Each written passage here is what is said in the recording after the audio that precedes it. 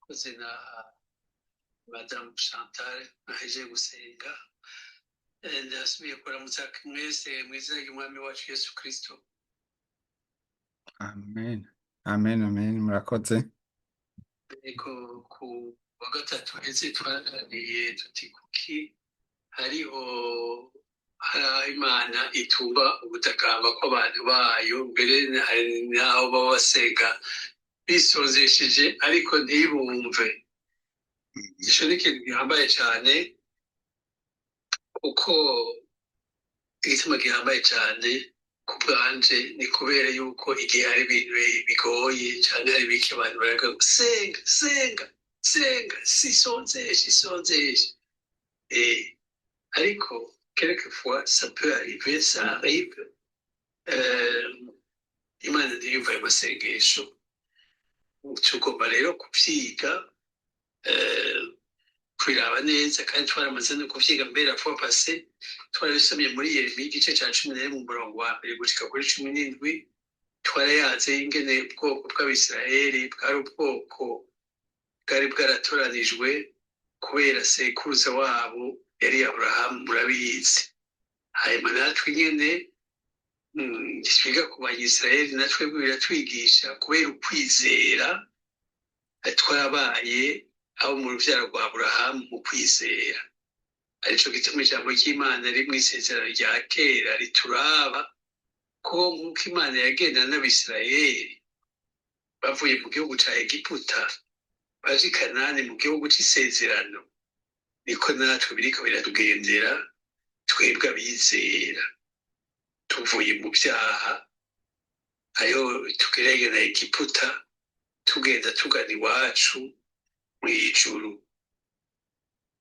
mu gihugu c'isezerano. Twebwe n'ijuru si Kanani, aho tuzobana n'umwami wacu Yesu Kristo, umukiza wacu yadukoye amaraso yiwe, tudasubira kurwara, tudasubira kubabara, tuguma dutazira Imana mirere na mirere.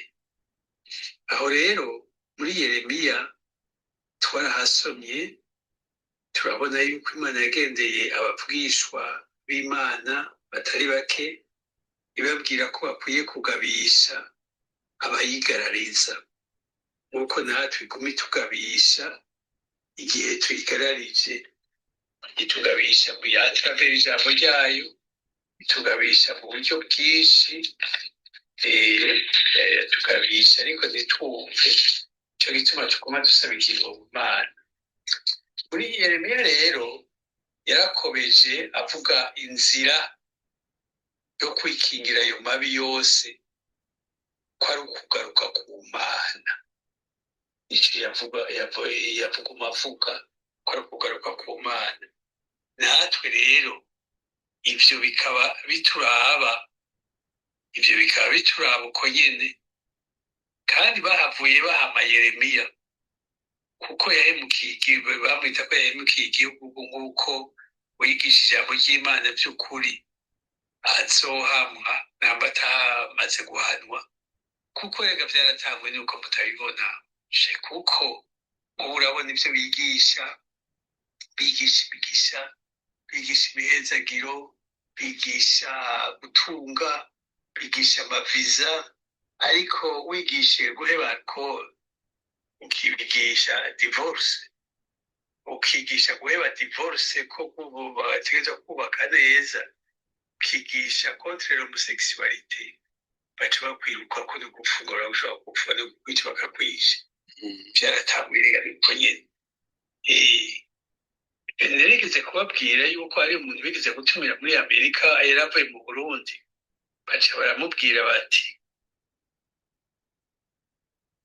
nuze wigishe, kandi turaguha amadolari yofasha ayo ushaka, mugabo uhirahire ucishe mu kanwa ndazi vya bene mu Burundi mwivugisha ngo ubuze abantu kumwe.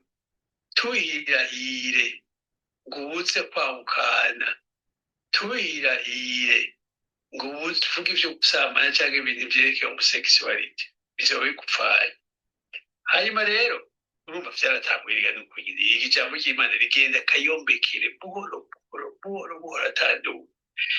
Yeremiya rero kw'ikibabagwe yari afitiye abantu bo mu bwoko bwiwe, yemeye kwihanganira ivyo yababazwamo vyose n'ivyo yaratukwamo vyose. Kuri verse ya kane twarayaze turavuga Imana ko ari ivyo yihanikije Abisirayeli igihe yabakura mu gihugu ca Egiputa.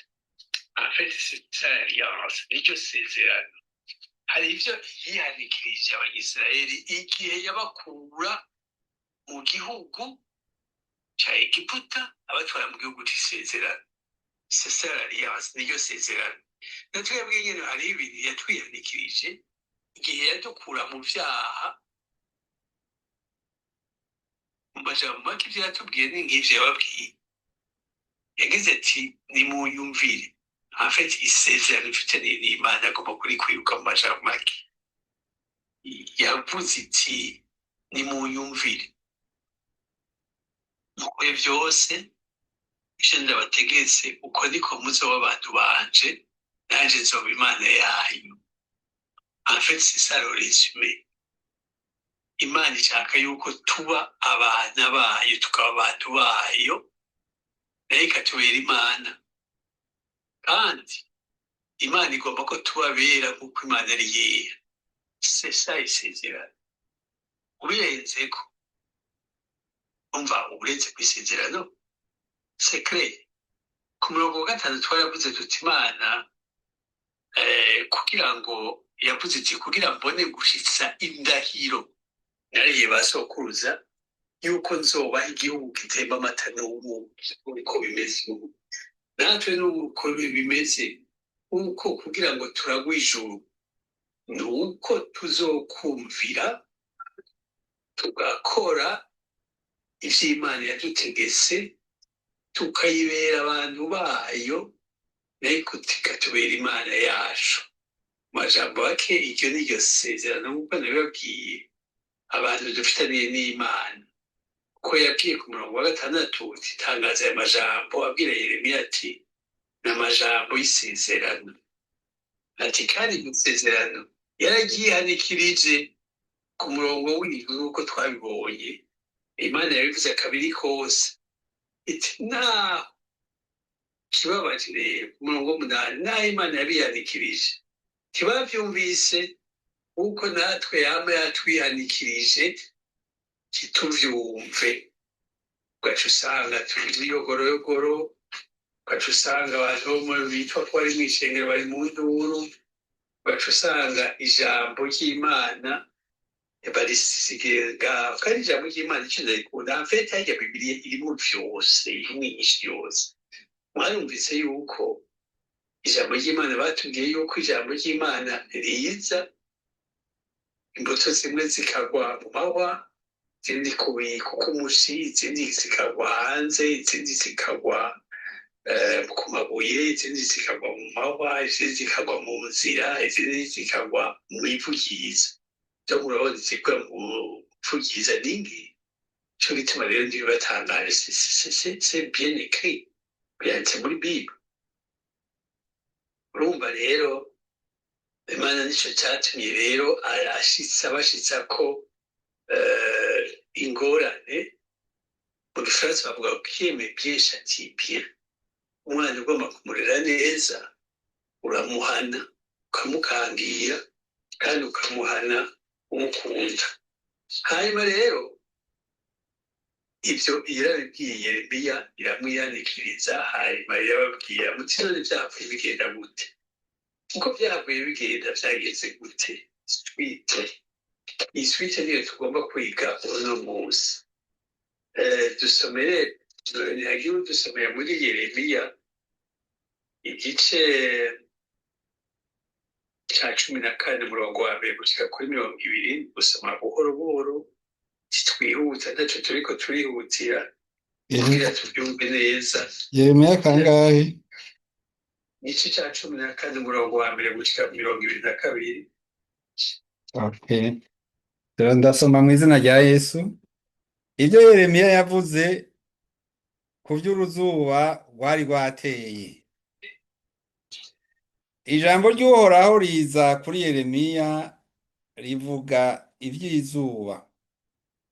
I Buyuda haraboroga, amarembo yaho, i Buyuda haraboroga, amarembo yaho arihebuye, bicara hasi biraburaniwe. Gutaka kw'i Yerusalemu kugiye hejuru. Abashinga ntahe babo barungika abana kuvoma, bashika ku mariba basanga ata mazi, bagaruka imibindi yabo iri gusa, baramaramara barateterwa, bitwikira mu mutwe. Kubw'isi yase imigaga, kuko atamvura igikoroka mu gihugu, abarimyi baramaramara bitwikira mu mutwe. Mbere impongokazi yo mw'ishamba iravyara ita umwana wayo, kuko ata bwatsi. Indogoba z'inyeshamba zihagarara ku mpinga mu ruharabuga, zisa mu muyaga nk'imbwebwe. Amaso yazo ahwerezwa no kubura ubwatsi. Naho ibigabitanyo vyacu bitwagiriza, gira ico ukora kubw'izina ryawe Uhoraho we, kuko gusubira inyuma kwacu ari kwinshi, kandi twagucumuyeko. Wewe vyizigiro vy'Abisirayeli, umukiza wabo mu gihe c'ivyago, niki cotuma utubako nk'umuntu w'akavantara ari mu gihugu, canke nk'impirahisi yaka indaro y'ijoro rimwe? Niki cotuma uba nk'umuntu atamariwe, nk'umuhizi ayobewe gukiza? Yamara wewe Uhoraho uri hagati muri twebwe, kandi twitiriwe izina ryawe, ntuduhebe. Uko niko Uhoraho abarira ubu bwoko ati ivyo bakunda nukuyerera, ntibabujije ibirenge vyabo, nico gituma Uhoraho atabemera. N'ubu yibuka ibigabitanyo vyabo, kandi arabagiriye kubw'ivyaha vyabo. Kandi arabagiriye kubw'ivyaha vyabo. Maze Uhoraho arambarira ati, ntaco usabira ubu bwoko kugirirwa neza. Iyo bisonzesha, sinzoruha numva ugutakamba kwabo. Iyo bosa ikimazi bazanye n'ishikanwa y'igifu, sinzobakirira, ariko nzobaranduza inkota n'inzara n'ikiza. Maze ndavuga nti, erega Mwami Uhoraho, bakamenyi bababwira ngo ntaho bazobona inkota canke inzara, ariko ngo uzobaha kugirira aha hantu amahoro y'ukuri. Uhoraho aranyishura atabo bakamenyi bavuga ibinyoma mw'izina ryanje. Sinabatumye, ntaco nabageze, ntaco nababariye. Babarotorera ivyo beretswe vy'ibinyoma, n'indagu, n'ibitagira ikimazi, n'ubuhuhuta bwo mu mitima yabo. None rero uku niko mvuze jewe Uhoraho ku vya bakamenyi bavuga mw'izina ryanje, kandi ntabatumye, yamara bakavuga ngo inkota n'inzara ntibizoba muri iki gihugu. Mbere inkota n'inzara nivyo bizorandura abo bakamenyi, kandi n'abo bantu baragurira bazoshiburirwa hanze mu nzira z'i Yerusalemu bishwe n'inzara n'inkota, kandi ntibazogira uwo kubahamba, bo ubwabo canke abagore babo canke abahungu babo canke abakobwa babo, kuko nzobasubiza kw'ibibi vyabo. Ubabwire rero iri jambo uti amaso yanje acunduguta amosozi ku murango no mw'ijoro adahengeshanya, kuko umukobwa w'inkumi ari we bwoko bwacu avunitse, ari n'imvune nini, ari n'uruguma rubi rwose. Iyo nsohotse nkaja ku gahinga, nsanga abariritswe n'inkota, nashika mu gisagara ngasanga abazingamiswe n'inzara, kuko bakamenyi n'abaherezi bagendagenda mu gihugu ataco bazi. Mbega waciye Yuda ruhebwa, umutima wawe wanse Siyoni urunuka? Niki gitumye udukubita tukabura ikituvura? Twari twiteze amahoro, ariko nta vyiza twabonye. Twari twiteze igihe co kuvurirwamwo, ariko tubona ibitugwisha igihumura. Ewe Uhoraho, twemeye ibibi vyacu n'ibigabitanyo vya ba sogokuruza, kuko twagucumuyeko. Kubw'izina ryawe ntutwanke urunuka, ntutituze ingoma y'icubahiro cawe.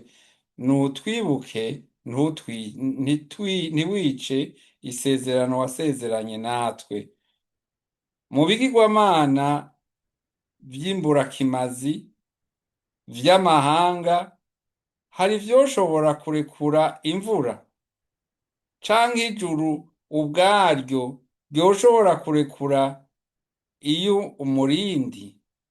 Mbega ubishobora si we Uhoraho Mana yacu? Nico gituma tukwitega, kuko ari wewe waremye ivyo vyose. urakoze, Imana iguhezagire cane. Amen. Kuva ku murongo wa mbere gushika kw'indwi yadusomeye yuko ivy'Imana yavuze birashitse i Buyuda, kuko yari yabahaye isezerano ati nimwapfako nzobahana kandi nihanikije. Ni ukuvuga rero vyarashitse, imvura irabura, barihebura, baraburanirwa, baguma baborogera Imana, ariko ntibumva imvura yari yabuze rwose. Amariba yakamye, bagiye kuvoma, bagaruka imibindi iri gusa, baramaramaye, baratetewe, isi yari yasutse imigaga, kuko nta mvura yari igishobora gukoroka hano mw'isi. Ni ukuvuga rero twebwe ubu urabona ko hariho ibintu vya tekinoloji de haut niveau, hariho za intelligence artificielle, hariho indege, hariho amadrone, hariho ibintu vyica n'ivyo bavura bariko baragerageza kugira ibintu vya tekinoloji ikomeye cane. Ariko naru nabo ndumva bagira ngo bagwishije imvura, nabo bogwishagira bogwisha ibintu vya produit chimique bica vyica. Ariko imvura bati yaguye, iyo imvura imeze imisi itagwa, ino irabura utubi, abantu bagakanura amaso bakagira iki, abazungu bakagira ngo ibiki n'ibiki, ngo ni changement climatique, ibiki n'ibiki, tubuse donc ne sont pas capables. Nta na kimwe bashobora kugira. None abantu badashobora kugwisha imvura ngo inka zironke ico zizi, ivyatsi, inzuzi ntizikame, imigezi ntikame, ibintu vyose ntivyume, imirima ingwe iboneke, tokwiratike. tuzi ubwenge gute abantu tudashobora kugwisha imvura. Rero murabona yuko iyo bimaze iminsi bitagize ko iyo bamaze haka urutubo ko abantu bakanura amazi purye yuko imana iguma iri o nivo, iguma yiheje icubahiro ariko ntibabibona, bakagira utuntu n'ibyo bakora n'amatekinoloji n'abakenge iba yabatije nk'uko ijambo yavuze ati mu myaka ya nyuma ubwenge buzogwira. Byose biri muri Bibiliya. Murabona indogoba z'inyeshamba zihagarara ku ruharabuga zisa mu muyaga nk'imbwebwe. La situation iba yabaye grave kubera ibyaha by'abisirayeli basa kumvira Imana. Ibyo byaha bigateba bigashikira n'ibikoko, bigashikira indogoba.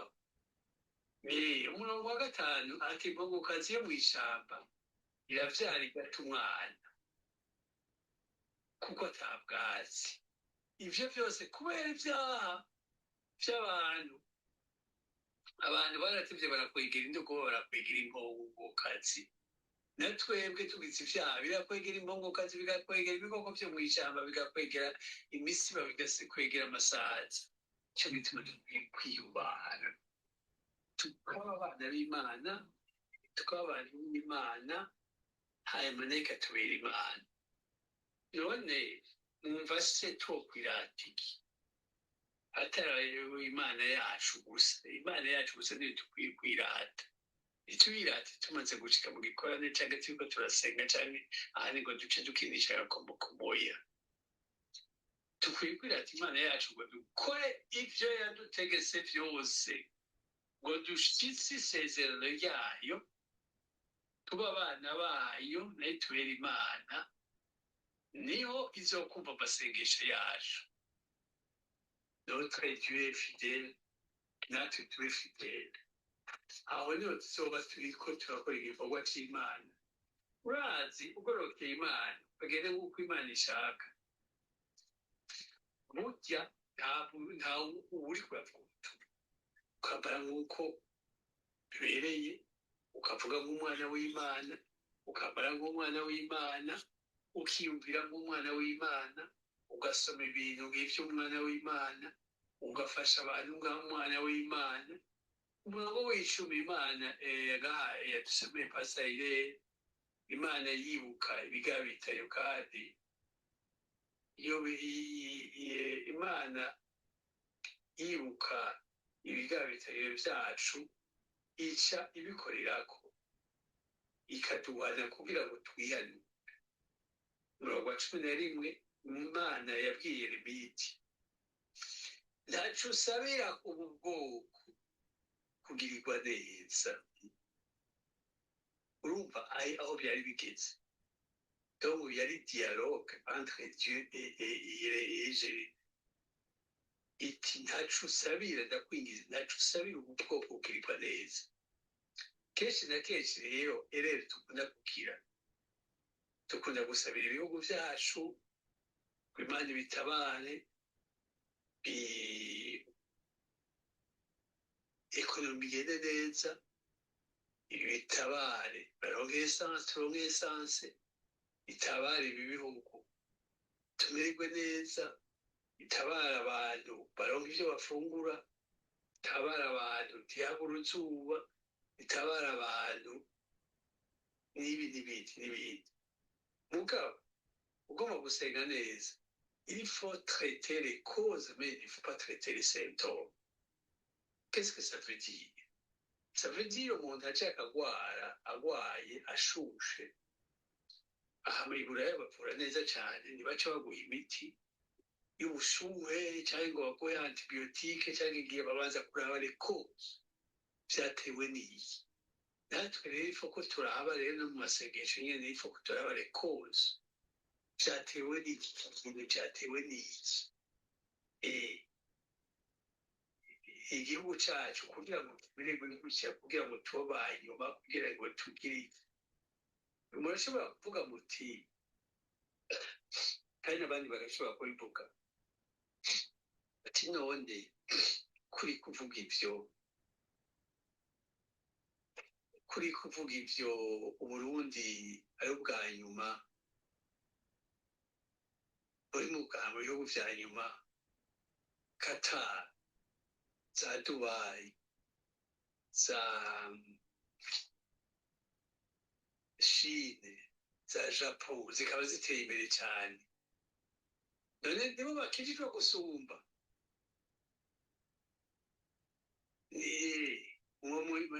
hariho ushobora kunyishura ico kibazo sasa rero muciye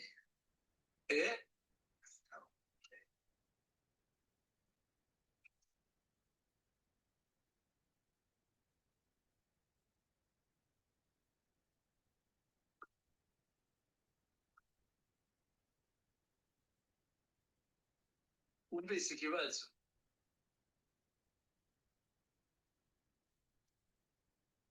ndasubiramo ngubu umuntu arashobora kuvuga ati none nk'ibihugu vyacu par exemple dufate local du Burundi ni kuki turi muri situation itameze neza ariko ugomba kuvuga Dubai zikaba ziri mu bihugu biteye imbere za Amerika z'Iburaya n'ibiki tusa ariko tukaba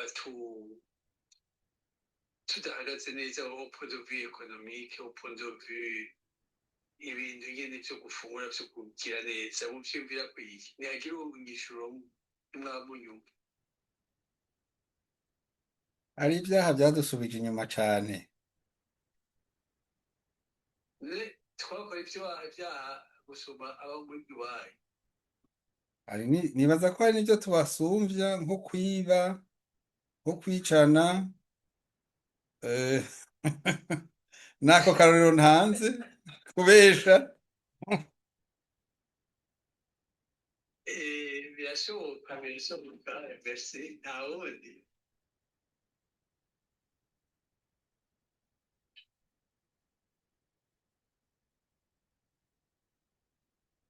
ok en fait Israel wumvise ko ari example ni igihugu cyatoranijwe kandi yaragihanye kandi yihanikirije ko na kiriya gihugu c'Uburundi en fait irya sous region yose Rwanda Burundi n'Est ya Congo ni ibihugu vyatoranijwe ibihugu Imana ikunda cyane rwose nico gituma igomba yuko tuba perfect gusumba ibindi bihugu kandi kuko twoja mu bintu tukaja muri leta zikomeye cyane twoca twibagira Imana intumbero nico gituma yacuze nyino iburaya kukwira amahanga muribuka yuko hariho ubuvugisho bwabo bavuga yuko abarundi zo baruhira mu mahanga kuvuga ubutumwa ntitwite y'ivyisi ntitwite y'ibiki n'ibiki ngo dukanura amaso kuko murabona ibihugu vyateye imbere vyagize iki niyo babwira tuyogize bagira ngo nimusenge mwebwe mu mukenyi ukamengo objectif ni ubutunzi c'est pas ici objectif yacu twe ni ukuja mw'ijuru twe turi mu rugendo hano turiko tuyaga nk'uko abari ku rugendo basangiye urugendo bayaga kugira baterane intege aha twaje kugira ngo dutegure umugeni wa Kristo nico gituma bijya bihugu nk'uko yateguye Israel natwe turi mu bateguwe kugira ngo tugume turondera imitima yacu tuvize l'essentiel mais pas l'accessoire twarikenye koko nk'uko pasiteri abivuze mugabo hariho nino turi murazi jenoside yarabaye amasibiri barayamara ariko ni bibiri mu bihugu bimeze neza urukundo rw'ekonomike aparama pour dire yuko mu gifaransa kiyeme bien châtie bien twebwe rero nuko tutari nk'abandi ico gituma umurundi ahari wese yategerezwa kwiyubara ntiyifate nk'abandi tugakorera Imana kandi hajya mu Burundi twokizwa neza cyane gose nico kizotabara igihugu cacu nico kizotabara nation ejo si politike yaba naba batwara naba noya bijya abandi biyumvira politicien ça c'est faux c'est archi faux twizere Imana dukorera Imana bari buraya canke abandi dukundane nk'abana b'Imana. Ibihugu vyacu bizobohoka, korupsiyo izohera, uburozi buzohera, burya muhora mwumva, amacakubiri azohera, inzigo zizohera, igono zizohera, ubusambanyi buzohera, ikintu cose hanyuma rero tworeka gutera imbere gute? Dusangira akabisi n'agaye, tureke kuguma twiba tugira iki? None mwumva tworeka gutera imbere gute? Impossible. Donc habuze agakiza. D'accord, amasengero aruzura, bagasenga dimanche, bakagira ibikorane, bakagira mugafuko dukizwa neza. Kandi ibi ndabibabwira nguko mu niveau y'igihugu, même au niveau familial, nuko si jamais niba ukunda umugore wawe, niba ukunda umugabo wawe, niba ukunda abana bawe, kizwa cyane, winjire mu gakiza cyane. Niba ukunda abavyeyi bawe, kizwa winjire mu gakiza cyane. Niba ukunda abavukanyi bawe, kizwa ukunda Imana yawe, wigira Imana, ikubera Imana, nawe wibera umwana wayo, nawe wibera umuntu wayo. Hanyuma amasengesho uzosenga azokumvigwa. C'est ça la solution, nta yindi. Uti kuko insenze, ni ukuvuga hacavamwo ikintu citwa umwuka wa malediction ku rugo rwawe. Usenze ugasenga mu kuri no mu mpwemu atanzi gatagwara, hacava umwuka wa malediction w'umuvumo kuri wewe, ukitwikiriza le sang de Jésus. Le sang de Jésus ikakoza ikagira gushasha, ugaca wuzura mpwemu yera, ukarongorwa na mpwemu yera. Kuko umaze gushika muri iyo etape, hazoca hakwirikira iki? Dusomere pastor ndakubwire ikizoca gikurikira muri Yeremiya, muri Zaburi chapitre 1 verset 1 à 3. Dusomere ingene bizoca bigenda, ingene bizocumirirwa. Vyose nababwiye ko muri Bible ari bibiri. Zaburi ndasoma mu izina rya Yesu. Igice ca mbere umurongo wa mbere gushika ku wa gatatu. Havuga ngo hahirwa umuntu atagendera mu nama z'ababi, adahagarara mu nzira y'abanyabyaha, aticarana n'abacokoranyi, ariko ariko ibimuhimbara biri mu vyagezwe vy'Uhoraho, kandi ivyagezwe vyiwe nivyo ashira ku mutima, ku murango no mw'ijoro. Azoba nk'igiti gitewe hafi y'imigezi y'amazi, cama igihe caco, ibibabi vyaco ntivyuma, ico azokora cose kizomuberako. Bigendeye cane, harahiri umuntu ataja mu mbohe y'abanyakibi, harahiri umuntu adahagarara mu nzira y'abanyabyaha, harahiri umuntu aticarana n'abacokoranyi, ariko ibimuhimbara biri mu vyagezwe vy'Uhoraho, kandi ivyagezwe vyiwe nivyo ashira ku mutima. Urumva, nivyo ashira ku mutima, ku murango no mw'ijoro. Azoca amera gute? Azomererwa neza. Uti gute? Azoba nk'igiti gitewe hafi y'imigezi y'amazi, cama igihe caco, ati ibibabi vyaco ntivyuma. Conclusion, ico azokora cose kizomugendera neza. C'est pas nécessairement ko ategeza kuja i Buraya, c'est pas nécessairement ko ategeza gukora kozi Dubai, c'est pas nécessairement ko ategeza kuja muri Amerika, c'est pas nécessairement ko ategeza kugira ironka visa. Ico azokora cose, yorora inkwavu mbaye nka Perezida Ndayishimiye, yorora iki, arima, yorora, akubura, agira ikica, akubura mw'ibarabara, akora mu matwarete, ico akora cose zomuberako. Nico gituma rero umaze gushika kuri iyo etape, nta kububa, nta kazoza, ntaki. Uyoberwa mw'ishure, byose bizogenda neza. Baguha visa bayikwima byose n'amahoro. Baguha impapuro bataziguha ntacyo bitwaye, uzohezagirwa. Hariho umuntu dukunda kuyaga, se yari umupasiteri ntakiriyo. Uwo mugabo araronka imigisha itari mike, kandi ari muri pansiyo nawe nyine arakutse n'abana be baragira.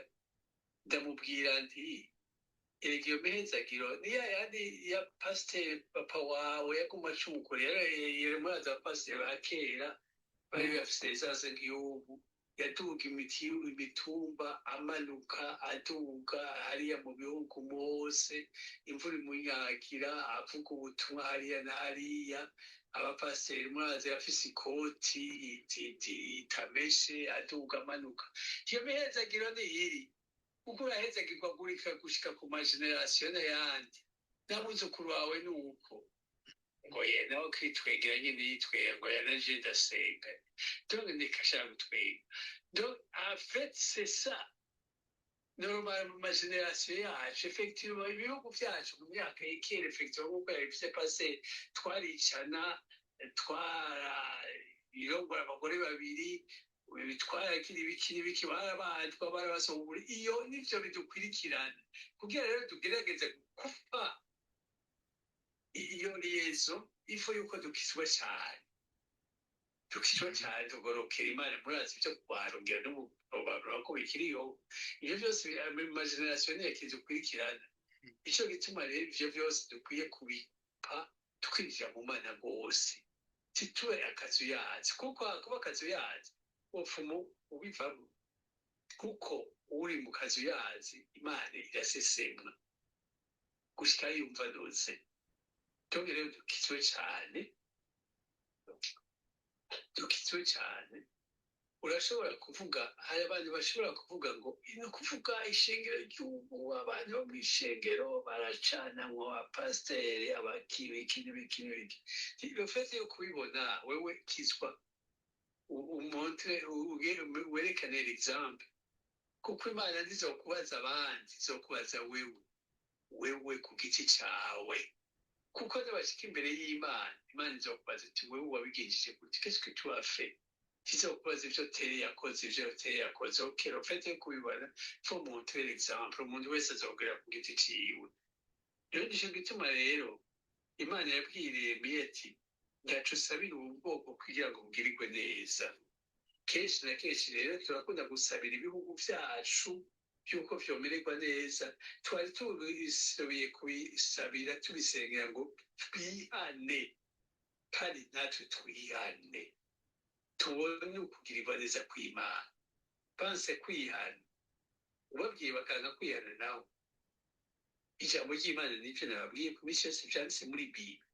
Ijambo ry'Imana rigira ngo mu misi ya nyuma abezwa banayebezwa, abagabitaye babana bagabitaye. Wewe wakijijwe barikiye iki? Kumugorokera Imana gusumba. Kumbe Imana izogira ikigongo igihugu, kandi izotugira ikigongo. Umurongo wa 12, iyo wavuze ngo umurongo wa 12 yanditse ngo wa 12 uvuga ngo iyo bisonzesheje sinzoruha numva ugutakamba kwabo. Bimwe nababwira ati terabwira sinzoruha numva ugutakamba kwabo. Iyo baturira ikimazi bazanye n'ishikano ry'ifu sinzobakira, ariko nzobamarisha inkota, inzara n'ikiza. So ababwira fo pasi n'igifa cyaburiwe n'impongo, natwe ntituri impongo. Igifa cyaburiwe n'impongo, twe ntituri impongo, turi abana b'Imana, turi abantu. Ico gituma rero twategerezwa kumenya na application la parole de Dieu. Iyo bisonzesheje ngo tuzoruha yumva gutakamba kwabo, ngo nibaza n'ibimazi ntizovyakira, ngo ariko azobamarisha inkota n'inzara n'ikiza. Verset 13. Verset 13 handitse ngo maze ndavuga nti yo erega mwana uhoraho abavugisha bababwira ngo ntawe bazobona ingota canke inzara ariko ngo uzobaha kugirira abantu amahoro y'ukuri. Abavugisha baravuga ngo mugiye guhezagirwa muzoronka ibi muzoronka ibi muzoronka ibi. Basha n'ubu abavugisha barabivuga mugabo bari bakwiye kuvuga bati ihane, gororokera Imana, senga Imana, tungana, umugororotsi ukizo cyane. Ubwo nibwo buvugishwa bukomeye gusumba ubundi, kandi umuvugishwa asumba abandi bose. C'est la Bible, ijambo ry'Imana ko ari ijambo ry'Imana. None ni kuki tworondera abandi bavugisha basumbire? Jewe abavugisha baca babanje kumbwira ati nahise ndabizi. C'est ça. Ijambo ry'Imana Bible rivuga jewe Imana igomba kumbwira igira gusoma verse biblique kenshi gaca ndabisoma bigaca bibimbwira gaca asanga c'est ça la réalité. Kandi la Bible ni kibesha. Ijambo ry'Imana ni ryiza telemake niyo hari umuvugisha wakuvugishije ejo ibindi curaba siko bijanye n'ivy'ijambo ry'Imana rivuga cyane n'amajambo yivugishije. Kandi ijambo ry'Imana rivuga ngo wait and see. Iyo umuvugisha akubwira uti reka ndabe ko bizoshika bishitse okay, ntucukira ngo c'est ça. Hanyuma umurongo wa 15 ati ivyo abavugisha bavuga ngo ntavyo yabatumye. Abavugisha bavure bavuga kugororokera Imana n'ubwo ibivyaha. Abatavuga ivyo nabo nyene Imana yavuze iti nabo nyene bazobona ibara. Hanyuma umurongo wa 17 ahari danje ikomeye cyane, ikintu gisumba giteye ubwoba gusumba vyose. Umurongo wa 17 dusomere pasi umurongo wa 17 gushika kuri 18. muri Yeremiya 14:17. ubabwire rero iri jambo uti amaso yanje acunduguta amosozi ku murango no mw'ijoro adahengeshanya, kuko umukobwa w'inkumi ari we bwoko bwacu avunitse, ari n'imvune nini, ari n'uruguma rubi. Iyo nsohotse nkaja ku gahinga nsanga abariritswe n'inkota, nashika mu gisagara ngasanga abazingamitswe n'inzara, kuko bakamenye n'abaherezi bagendagenda mu gihugu ataco bazi.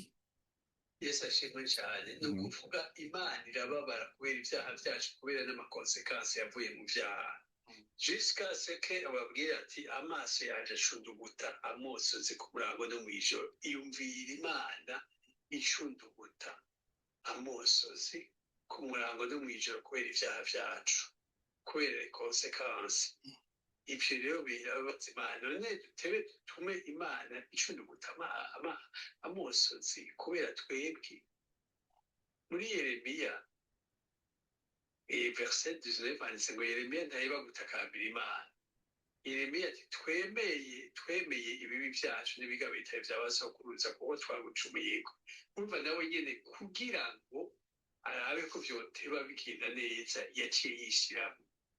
Ku murongo wa Yeremiya igice ca 15 umurongo wa mbere gusa pasa duce turangiza.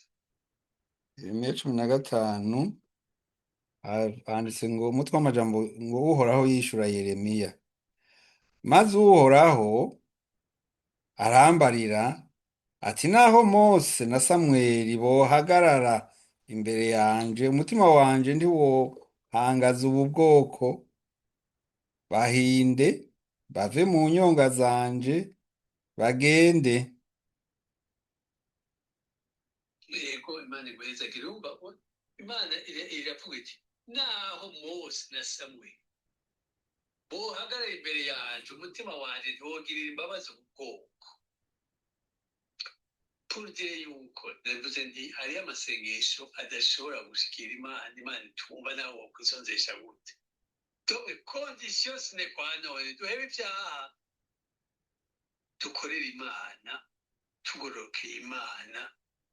Muri Matayo igice cya 5:6 bagira ngo bafise inzara n'inyota yo kugororoka kuko nibo bazobona imana.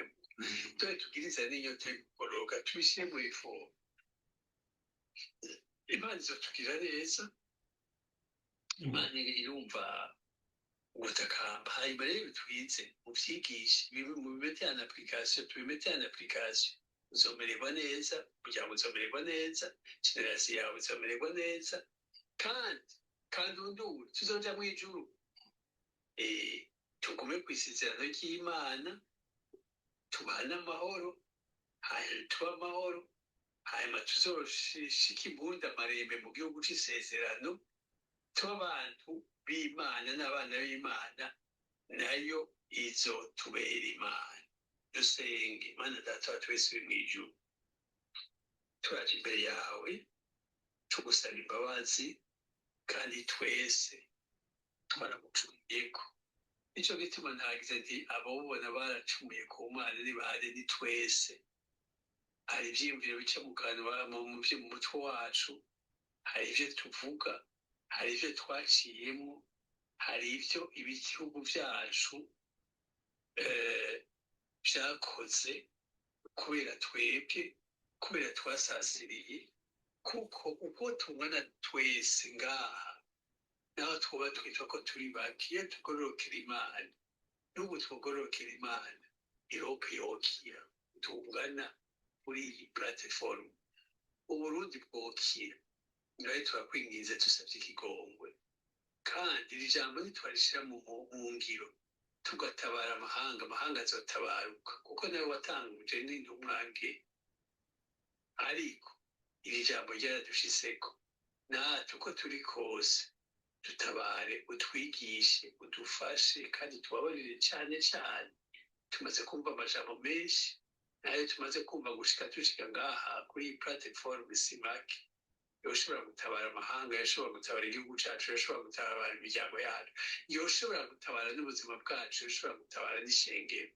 Utubabarire, hanyuma utwumishe n'amaraso yawe, amaraso abohora, amaraso akiza, n'abagwayi dukize.